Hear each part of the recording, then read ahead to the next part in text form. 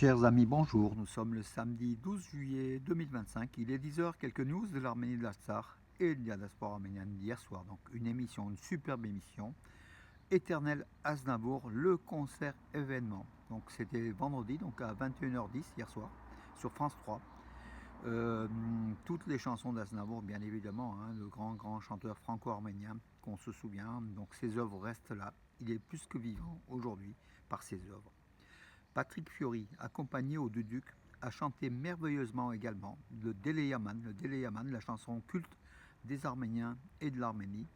Vous pouvez voir la vidéo, donc j'ai pu donc filmer donc quelques minutes, hein, donc cette vidéo, elle est en ligne sur les réseaux, donc sur les Facebook, voilà, pour apprécier ces moments d'émerveillement avec un superbe Deleyaman chanté par Patrick Fiori, le franco-arménien, corse par sa mère, arménien par son père.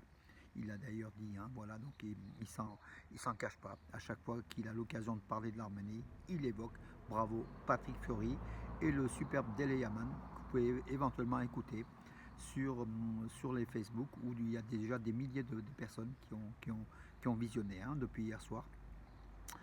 Ça sera sur mes pages Facebook, voilà. Le secrétaire général de l'ONU apprécie vivement la rencontre entre les dirigeants arméniens et azerbaïdjanais, donc par contre à Abu Dhabi.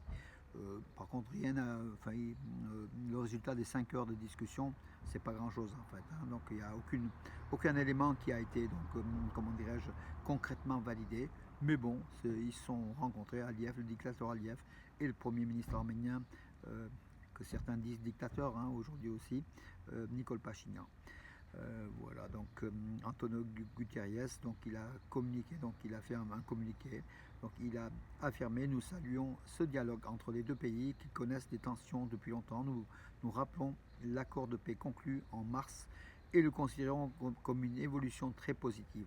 Cette réunion peut être considérée comme une étape vers le renforcement de l'axe de l'accord sur le texte de l'accord de paix, a affirmé le Stéphane Dujarric, le français, le porte-parole du secrétaire général de l'ONU, donc Antonio Guterres. Il a en outre affirmé que le secrétaire général suit ce processus de très près. L'ONU suit donc les relations les accords entre l'Arménie et l'Azerbaïdjan de très près, sauf que l'Azerbaïdjan n'est pas du tout aujourd'hui disposé à signer le traité de paix. La population résidente en Arménie a augmenté d'environ 84 000 personnes en 2025 par rapport à l'année précédente, selon le Fonds des Nations Unies pour la population. Donc c'est un chiffre qui a été fourni par un organisme officiel dépendant de l'ONU, hein, donc des Nations Unies, par l'intermédiaire de sa directrice générale pour l'Europe de l'Est et l'Asie centrale du Fonds des Nations Unies pour la population, Florence Bauer. Donc plus 84 000 personnes en 2025 par rapport à l'an dernier. Voilà, donc c'est un chiffre. Par contre, on ne connaît pas la population totale de l'Arménie. Ça aurait été quand même intéressant que ces mêmes données puissent aussi être publiées. Alors, Pachinian, le gouvernement de Pachinian contre Saint-Etchmiadzin, les prêtres donc réunis à Saint-Etchmiadzin expriment leur soutien filial aux catholicos Karekin II d'Etchmiadzin. Bien sûr, l'Église arménienne est unie pour protéger donc sa sainteté Karekin II d'Etchmiadzin, catholicos de tous les Arméniens, que Nicole Pachinian désire qu'il quitte sa fonction, incompatible selon les règles de l'Église arménienne. Bon, il ferait mieux de s'occuper peut-être de son gouvernement que de l'Église arménienne, que des règles de l'Église arménienne, à l'Église arménienne de faire ce qu'elle désire, tout simplement. Voilà, par rapport au catholicos qui a été élu, hein, voilà.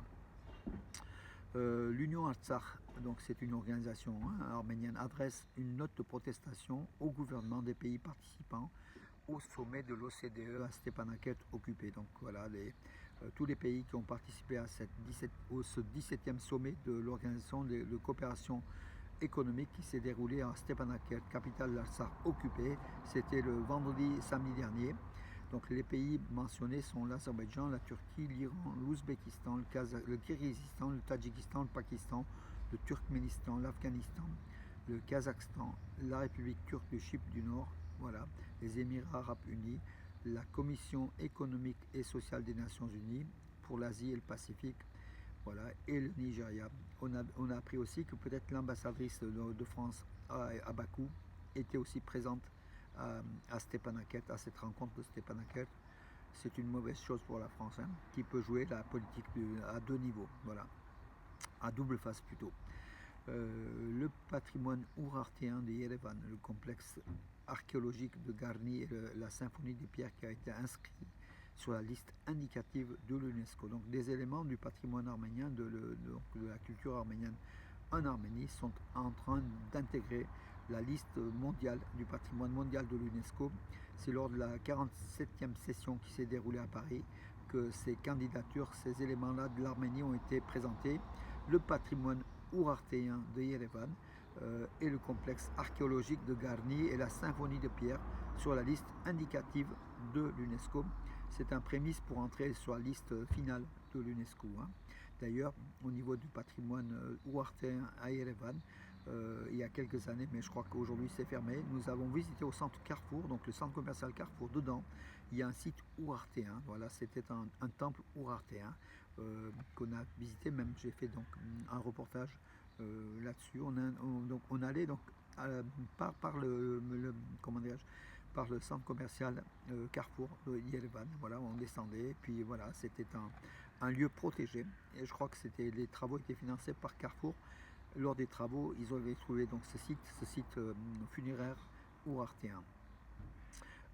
En Arménie, Idram c'est la monnaie donc monétisée, en fait le drame non monétisé. Idram est la première plateforme du Caucase à annoncer sa coopération avec Alipay. Donc en fait 85% des commerces en Arménie pourront accepter des paiements des touristes en Idram, donc en téléchargeant des drams sur des applications, hein, justement par la banque Idram, par le site Idram.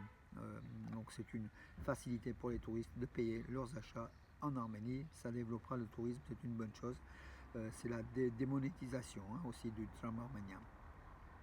Le ministre arménien de la Défense, Soulen Babikian, a discuté des questions de coopération avec l'ambassadrice des États-Unis à Yerevan, Christina Kvien, et le nouvel attaché militaire américain. Donc le nouvel attaché militaire américain, c'est Matthew Crow, le colonel. Il est l'attaché militaire des États-Unis à Yerevan. Voilà, il a pris cette nouvelle fonction. Et Soulen Babikian, le ministre arménien de la Défense, a salué donc cette prise de fonction.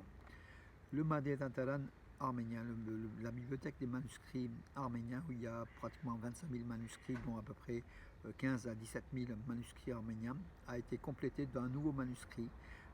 La compagnie Viva Arménia, je crois que c'est une compagnie d'assurance, hein, a permis au Madinataran d'acquérir un évangile manuscrit rare que l'on croyait perdu lors du génocide des Arméniens. Donc voilà, donc ça a été financé à hauteur de quelques millions de drams. Donc Viva Arménia a financé l'acquisition de ce manuscrit, sans doute dans des collections privées à l'étranger. Donc voilà, il a intégré le Madinataran d'Erevan 355 ans après avoir été écrit. Il avait disparu lors du génocide des Arméniens, hein, au début du XXe siècle. Il faisait partie des 480 manuscrits répertoriés, dont disparus lors du génocide, dont plus de la moitié, 280 manuscrits, ont désormais intégré le Madinataran. Il reste 199 manuscrits qui sont encore dans la nature, que l'Arménie aimerait un jour ou l'autre récupérer dans des collections privées. Voilà mes amis pour aujourd'hui. Écoutez, je vous donne rendez-vous donc aujourd'hui. Très belle journée, comme vous voyez donc le ciel bleu derrière moi. Très belle journée. Je vous donne rendez-vous à demain. Et bonne journée mes amis. À demain.